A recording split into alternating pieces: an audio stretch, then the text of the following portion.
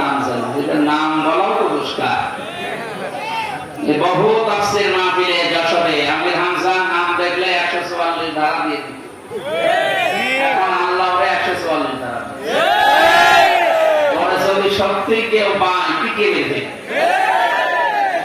আমি 3 বছর ছিলাম জেলখানায়, রিমান্ডে যতদিন ছিলাম এই খুলনার এক, আমি নাম নিতে ওদের ঘৃণা করি, কি শেখ লাগানো আছে আগে আর পরে, যাই হোক এরা আসল শেখ না, এই চাকরি নেওয়ার জন্য আর এই পদ বাড়ানোর জন্য শেখ লাগিয়েছে।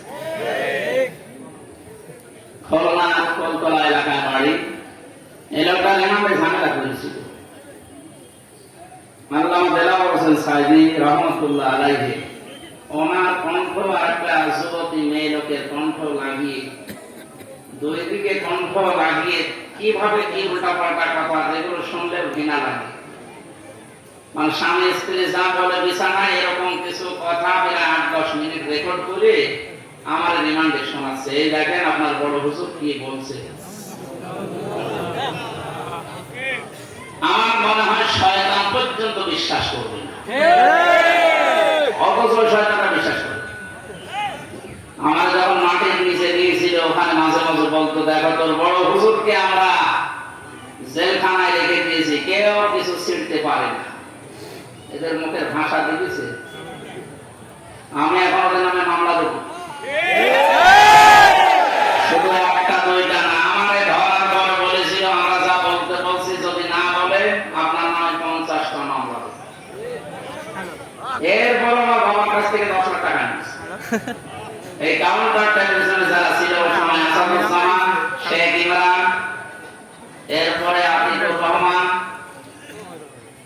ডিসি মান্নান সহ আমি নাম জানি না অনেকে, কারণ আমার তো চোখ বান্ধা হাত বান্ধা কিছু চিন্তাম না। ওখানে যে দেখতাম যে জিজ্ঞাসা করে নাম কি,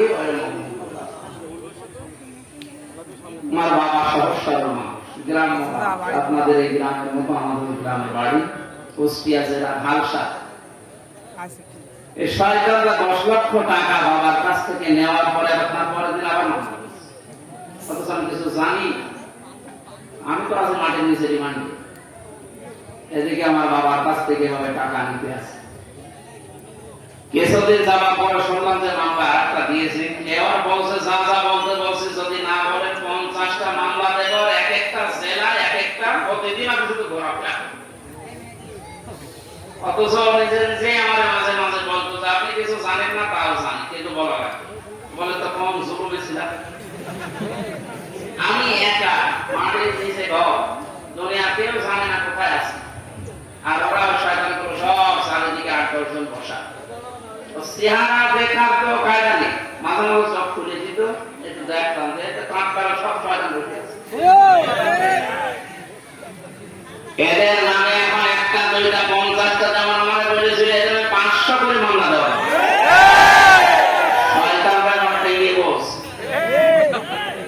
আমরা বেশি করবো না, ওই না করতাম ফাঁকবো বেমিসলি মারুফ বিকুম বি। আল্লাহ বলেন যতটুকু ওরা নিয়েছে অতটুকু প্রতিশোধ না। এতটুকু যদি যা করেছেন 17 বছরে, যদি এতটুকু করা হয় টিকতে পারবেন না।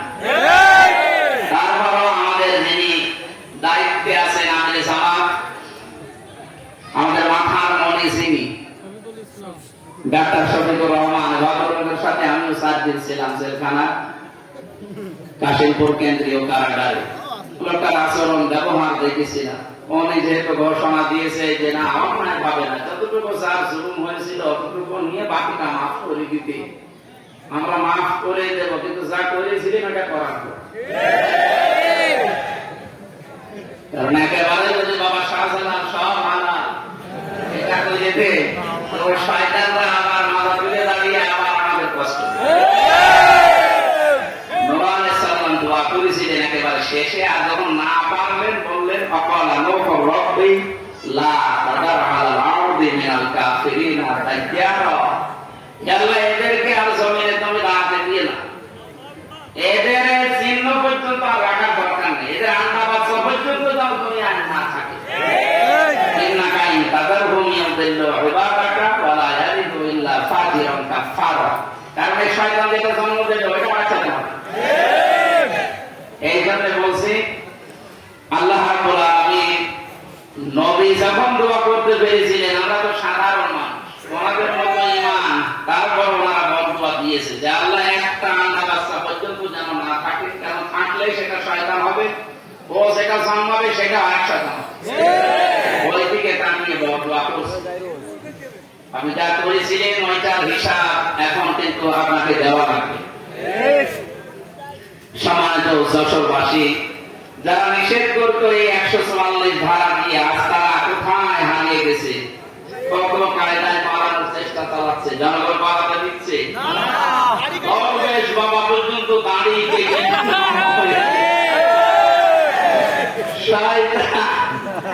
শয়তান ওরে দেখে আর ভাবে আল্লাহ তুমি আমাদের শয়তান বানিয়েছে। এটা তো দেখতে শয়তান মতো লাগছে, এমনকি প্রশাসন পর্যন্ত যেতে পারে না। তারপর ওদের বন্ধ ছিল ওটা আর শয়তান। যাই হোক, এই শয়তান আমি বলেছে আমার একা নেবেন মানে ওইটা আর শয়তান আছে।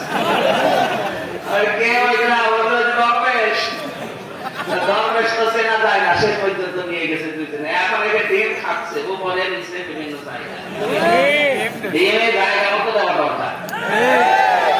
এরা মাটির নিচে আমার নিয়ে যে নখ করে না, নখ তুলে নেয় যে সমস্ত জিনিস যেগুলো দেখাচ্ছে যে এইগুলো দিয়ে আমরা নখ তুলি, আপনারা তুলি। সে যে অসহায় ছিলাম ওই রিমান্ডের 10 দিন, আল্লাহ জানেন আমি জানি, কারণ দুনিয়া আছে কিনা আমি তো জানি না, কোথায় আছে আমি নিজেও জানি না। যোগাযোগ বিচ্ছিন্ন করে দিয়ে 3টা বছর জেলখানে আমার আলাদা ভাবে রাখতো। আমার মামলা মাহমুদুল্লাহ রাখতো একেবারে ফাঁসির খন্ডে ছেলে দেবে, 24 ঘন্টা তালা মারা, কেউ কথা বলতো। আমার মতো হাজার লক্ষ মানুষের এই দীর্ঘশ্বাস যেটা এখন ফেললাম, এটা একটা দীর্ঘশ্বাস না? এই শ্বাসগুলো আল্লাহর দরবারে কবুল হয়ে গেছে। একেবারে মানে অপরাধ যখন পরিপূর্ণ হয়ে গেছে তখন আল্লাহ ধরেছে একবারে আর ছাড়ে না। আল্লাহ রাব্বুল আলামিন এই মানুষগুলোর জন্য কোরআনের কথা বলতে আমরা আসতে পারতাম না, আজকে একেবারে অপেন ভাবে বলার মতো সুযোগ দিলে আল্লাহর জমিনে আল্লাহর কথা বলবো 96% মুসলমানের দেশে মাত্র কয়েকটা মালায়ালের কারণে বলতে পারতাম। ওদের হেদায়েত কামনা করে লাভ নেই। অনেকে বলে যে হুজুর ওদের জন্য দোয়া করেন, ওদের জন্য দোয়া করলে হবে না, কারণ আল্লাহু লা ইয়াহদিল কওমাজ যালিমিন, জালেমদেরকে আল্লাহ হেদায়েত দেয়। আল্লাহ যখন বলছে জালেমদের হেদায়েত দেব, আমি দোয়া করে পাবো? দোয়া করে যখন হবে না তো বদদোয়া করব। আল্লাহ ওনারা যা কামাই করেছে বৈধ অবৈধ হবে, বৈধ তো না, সব অবৈধ, কারণ চাকরি অবৈধ। ঘুষ দিয়ে চাকরি দিয়েছে, কোটায় পেয়েছে, মানে ঘুষ দিয়ে পেয়েছে।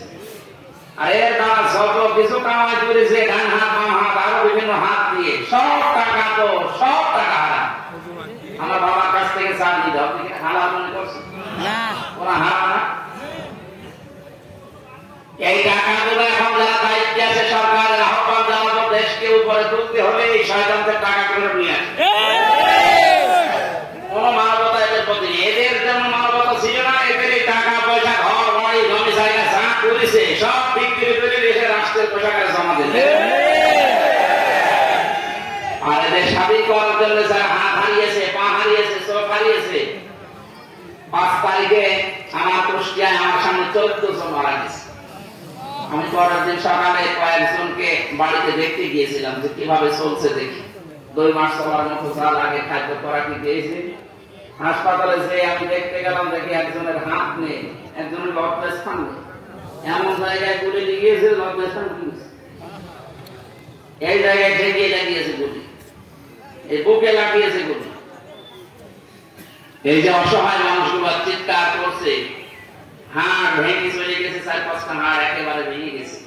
এখানে কুষ্টিয়ায় হবে না, নিয়ে যাও যশোরে, যশোরে হবে না, নিয়ে যাও ঢাকা, এভাবে দৌড়াচ্ছে। আমরা আহ্বান জানাবো এই মানুষগুলোর অবদান যেন আমরা অস্বীকার না করি। এই শয়তানদের টাকা পয়সা গুলো এখন সিজ করি, এদের পরিবারকে দেওয়া দরকার। অন্তত কিছুটা কিছু হলো মানবতা দেখানো হবে।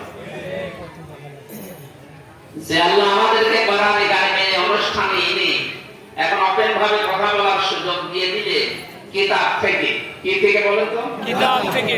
আল্লাহ বলেন আপনি তাবলীগ করবেন কোরআনে, অথচ বিশ্বের দিকে আজ তাকান, কোরআনের তাবলীগ করতে গেলে সমস্যা ছিল। আমি কয়েকদিন আগে মালয়েশিয়া, সিঙ্গাপুর সহ কয়েকটা দেশ থেকে ঘুরে আসলাম। ওই সমস্ত দেশে তো, সিঙ্গাপুরে আমার মনে হয় 96% খ্রিস্টান আর কি বৌদ্ধ, মুসলমান 4 ভাগ। ওখানে তো কোরআনের কথা বলতে নিষেধ নেই। আর এখানে 96% আমরা মুসলমান বাস করতাম, এরপরও কিতাব থেকে কথা বলতে গেলে বাধা। না, আপনি বাবার জীবনে বলেন, অসুবিধা নেই। বাবার জীবনে মানুষজন দিয়ে বলেন, কোনো অসুবিধা নেই। সে বাবা মরা হোক আর চিন্তা হোক, কথা বলতে গেলে বাধা দিত। কিসের কথা? আমি জানি যে বাধা আসবে, বিভিন্ন সময় কোরআনের কথা বলতে বলতে গিয়ে বাধা এসেছে এবং আসবে। আপনাকে আমি আল্লাহ নিতে সাহায্য করব। আল্লাহ এখন নেই, এখনো যদি সত্যি আমাদের ইমান ওই পর্যায়ে পৌঁছি, আমরা কোরআনের তাবলীগ আরম্ভ করি, দল মত নির্বিশেষে সবাই, আল্লাহর সাহায্য এখনো দেখা সম্ভব। ইন্নাল্লাহা লা ইয়াহদিল কওমাল ফাসিকিন, ইন্নাল্লাহা লা ইয়াহদিল কওমাল কাফিরিন। আল্লাহ বলেন কাফের যারা সত্যকে জানার পরে গোপন করে রাখে, এরা হচ্ছে এক প্রকার কাফের। কাফের মানে গোপনকারী। কাফের মানে কি? এই জন্য মুসলমানদের ভেতরে অনেক নামধারী কাফের এখন আছে, যারা সত্যকে সত্য জানার পরও এখনো গোপন করছেন। এখন এই খ্রিস্টানদের টাকা পয়সা খেয়ে সত্যটা বলতে চাচ্ছেন না, আপনি আর এক ধরনের কাফের। গত 2 দিন একটা ভিডিও দেখে খুব মন খারাপ হয়ে গেল। এই যে আহলে হাদিসের নামে এক ভাই, কি রফিক নাকি নাম যেন, কোথা থেকে লেখাপড়া করেছে আমি জানি না, অনেক বলছে শহীদ আবু সাঈদ ও শহীদ হয়নি, ও নিজে আত্মহত্যা করেছে। হাজার হাজার মানুষ ওখানে যে উনি বুক পেতে দিল। আরে ভাই, বুক মানুষ এমনি পেতে দেয়? কত বড় কঠিন অবস্থায় ছিল এই মানুষগুলোকে টের পাচ্ছে? এই 17 বছর লক্ষ লক্ষ যুবকেরা লেখাপড়া করে 5 ক্লাস পাস, এরপর কোটার কারণে, এই জালেমদের কারণে চাকরি পায়। যাদের 5 পয়েন্ট হলে চাকরি হয় না, 2 পয়েন্টে চাকরি হয়ে যাচ্ছে। গোপালগঞ্জের দৃশ্যগুলো দেখেননি? কি কারবার চলছিল! এই জালেমের সামনে নিজের জীবন দিয়ে যুবক থেকে মুক্ত করার জন্য উনি জীবনটা দিল। আর আপনি এখন শহীদ বলতে রাজি না, কি আর একবার বলে দেখাবো লাগবে? সামনে নিয়ে আসতে কোরআনের কথাগুলো খুব খেয়াল করে শোনেন তো। হয়তো আপনি এইভাবে চিন্তা করেননি। যারা আলেম আছে তাদেরকে বলছি, ওয়ালা তাকুলু লিমান ইয়াকতালু ফি সাবিলিল্লাহি আমওয়াত বাল আহয়াউ ওয়ালাকিন লা তাশকুরুন। সূরা বাকারা 154 নম্বর আয়াতে আছে, আল্লাহ বলেন কে এই কথা বলবি না, শুধু হামজা বলবি না তা না, শুধু ওই রফিক কে আল্লাহ বলেন না, ও রফিক তুই বলবি না তা না, কেউ বলবি না এই কথা। ওয়ালা তাকুলু, বহু বছর দুনিয়ায় কোন মানুষ যেন এই কথা না বলে, লিমান ইয়াকতালু ফি সাবিলিল্লাহি আমওয়াত, যারা আমি আল্লাহর জন্য জীবন দিয়েছে এই মানুষগুলো মারা গেছে, কথা কেউ বলবি না। নোটিশ দিয়েছেন কে? আল্লাহ। কারণ কথা বলে মানুষ কি দিয়ে? মুখ দিয়ে। মুখ দিয়ে কথা বলে, এই জন্য আল্লাহ মুখের উপরে নোটিশ দিলেন, কেউ বলবি না দুনিয়া এই কথা, যারা মারা গেছে। ওরা মারা যায়নি, মালা কায়াম, বড়রা জিন্দা জীবিত, ওয়ালাকিন লা তাশউরুন, কিন্তু তোরা টের পাস না। এই কথাটা আমি বানালাম না, বলেন না। শহীদ এই শব্দটা কত উঁচু শব্দ, কত দামি শব্দ, টের পান তাই। আপনি তো কোনা চেবেন, কোনার ভেতরে থাকে, বলে আমরা কি কোরআনের কথা বলি না? আরে বেটা, কোরআনের কথা বলেছিল। শহীদ আল্লামা দেলাওয়ার হোসেন সাঈদী 13 বছর জেলখানায় কাটিয়েছে। কোরআনের কথা বলেছিল আমাদের ইমাম আবু হানিফা 8 বছর জেলখানায় কাটিয়েছে। কোরআনের কথা যারাই বলেছে তাদের জীবন পড়ে। সাইয়্যিদ কুতুব রহমাতুল্লাহ আলাইহি শহীদ কোরআনের কথা বলার কারণে জেলখানায় ফাঁসির মঞ্চে গেছে, জেলখানায় বসে তাফসীরে ফি জিলালিল কোরআন লিখেছে। কোরআনে একদিকে কথা বললে জালেমরা ছেড়ে দিয়ে জুলুম করে হত্যা করে মেরে ফেলে। এটা আল্লামা দেলাওয়ার হোসেন সাঈদীর নামের আগে আপনি শহীদ লিখেছেন, এটা খেলা করার জন্য না। কারণ অনেকেই বলছে আমি মারা গেছে, কে বলেছে মারা গেছে, ওনাকে মেরে ফেলা হয়েছে। উনি আমার পাশের ছেলে ছিল, উনি 1 নম্বরে, আমি 4 নম্বরে। ওদের সাথে একদিন দেখা হয়েছিল 10 মিনিটের জন্য।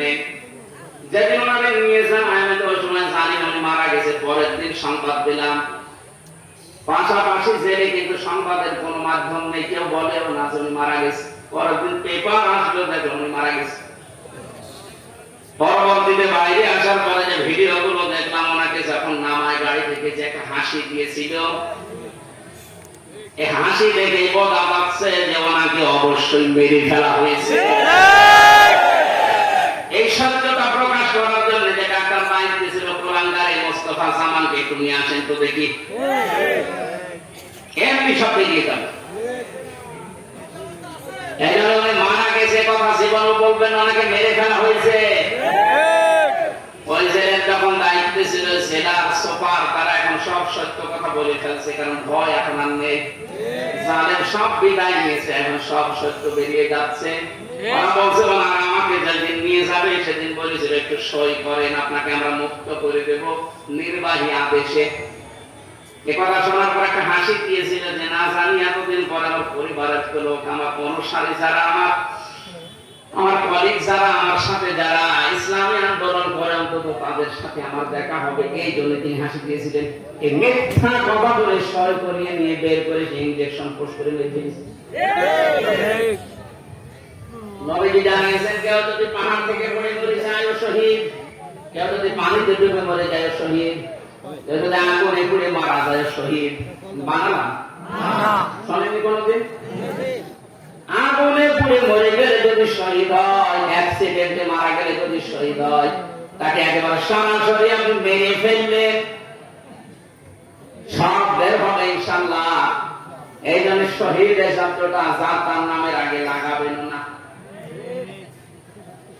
কোন জালেমের আগে শব্দ লাগানো যায় নেই, কারণ শহীদ এটা আমার আল্লাহর বন্ধু। কিয়ামতের দিন যে 4 প্রকার মানুষের সাথে থাকার জন্য আহ্বান জানানো হয় আল্লাহর কাছে, তার ভিতরে শহীদ 3 নম্বরে। আমায়াতিল্লাহু ওয়া রাসূলা ফাউলাইকা মা'আল্লাযীনা আন'আমাল্লাহু আলাইহিম মিনান নাবিয়্যিনা ওয়াস-সিদ্দীকিনা ওয়াশ-শুহাদা'i ওয়াস-সালিহিন।